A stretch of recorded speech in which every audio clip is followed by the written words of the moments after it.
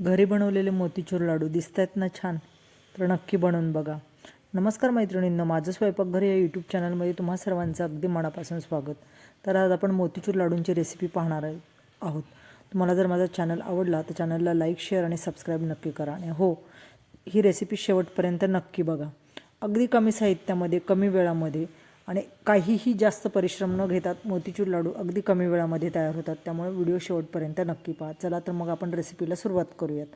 सर्वप्रथम तुम्ही बघू शकता, खूप छान असं घरगुती तुपामध्ये बनवलेले आहेत लाडू. खूप छान असे वळले जात आहेत. त्यामुळे माझ्या टिप्स आणि ट्रिक्स नक्की फॉलो करा आणि व्हिडिओ शेवटपर्यंत नक्की बघा. चला तर मग आता आपण रेसिपीला सुरुवात करूयात. तुम्ही इथे बघू शकता, आपण 1 वाटी बेसनपीठ घेतलेलं आहे. त्या बेसनपीठासाठी आपण आपल्या आवश्यकतेनुसार पाणी वापरणार आहोत. आणि अगदी आपल्याला सरसरीत असं पीठ छान असं भिजवून घ्यायचे. थोडं थोडं करून आपण पाणी वापरणार आहोत. एकदम पाणी टाकायचं नाही, त्याच्यामुळे गुठळ्या देखील छान अशा मोडल्या जातात आणि पीठ देखील छान आपल्याला भिजवता येतं. आणि सरसरीत असं पीठ छान असं भिजवून घ्यायचं. देखील मी भिजवलेलं आहे ना, या पद्धतीने नक्की पीठ भिजवून बघा. खूप छान होतात मोतीचूर लाडू. या पद्धतीने आपल्याला पीठ छान भिजवून घ्यायचे.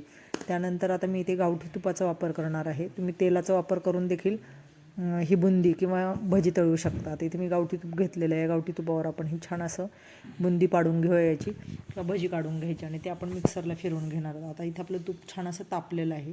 तूप तापल्यानंतर आपण अशी क्रिस्पी किंवा कडक अशी छान अशी तळून द्यायची.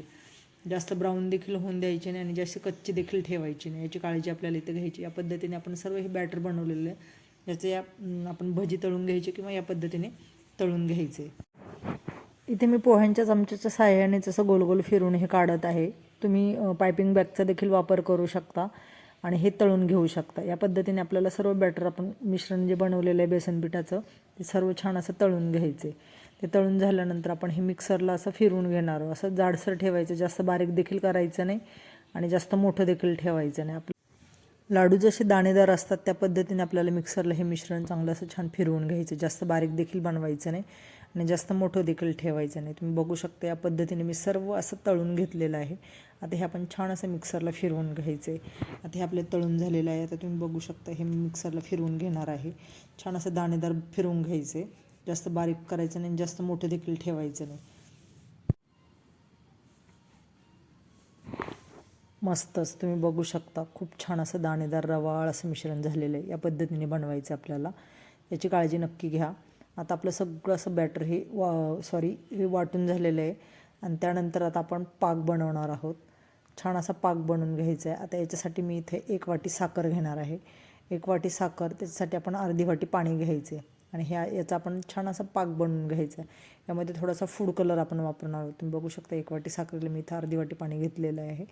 ते छान असं उकळल्यानंतर आपण याच्यामध्ये फूड कलर ॲड केलेला आहे. फूड कलर छान असा मिक्स करून घ्यायचा आहे. एकतारी पाक बनवून झाला की तुम्ही ह्या पाकामध्ये देखील शिजवू शकता, पण मी तर स्टीलच्या पातेल्याचा वापर केल्यामुळे ते खाली मिश्रण लागू शकतं. एवढ्या साहित्यामध्ये 10 ते 15 लाडू आरामात होतात. आता तुम्ही बघू शकता, इथे मी भोपळ्याच्या काही सीड्स टाकलेले आहेत. आपली मुलं जर प्रवासासाठी कुठे बाहेर जाणार असेल किंवा घरातील व्यक्ती कुठं प्रवासासाठी बाहेर जाणार असेल तर तुम्ही नक्की बनवून देऊ शकता. खूप छान, अगदी कमी वेळात कमी साहित्यामध्ये तयार होतात. काही झंझट नसतं. नक्की बनवून बघा. आता इथं आपल्याला पाक तयार झालेला आहे. पाक आपल्याला छान असा भिजवून घ्यायचा. मोठी जर कढाई असेल तुमच्याकडे जाडबुडाची, तर तुम्ही तो पाक डायरेक्ट पाकामध्ये हे टाकू शकता, हे रवाळ मिश्रण, आणि छान परतून घ्यायचे चालू गॅसवर. खूप छान होतात. असे ओलसर झाले पाहिजेत लाडू, जास्त ड्राय नाही होत. आता माझ्याकडे हे स्टीलचं पातेलं असल्यामुळे पाक तयार झाल्यानंतर मी छान असं याच्यामध्ये हे केलं, पण पाक अगदी प्रॉपर झालेला आणि जास्त पण झालेलं नाही आणि कमी पण झालेलं नाही. हे मिश्रण मी छान असं 10 ते 15 मिनटं झाकून ठेवणार आहेत. आता तुम्ही बघू शकता, मी कढईमध्ये ट्रान्सफर करून घेतलेलं आहे. छान असं झालेलं आहे मिश्रण, छान भिजलं आहे. आता मी याचे लाडू वळवून घेणार आहेत. अगदी सहज वळले जात आहेत.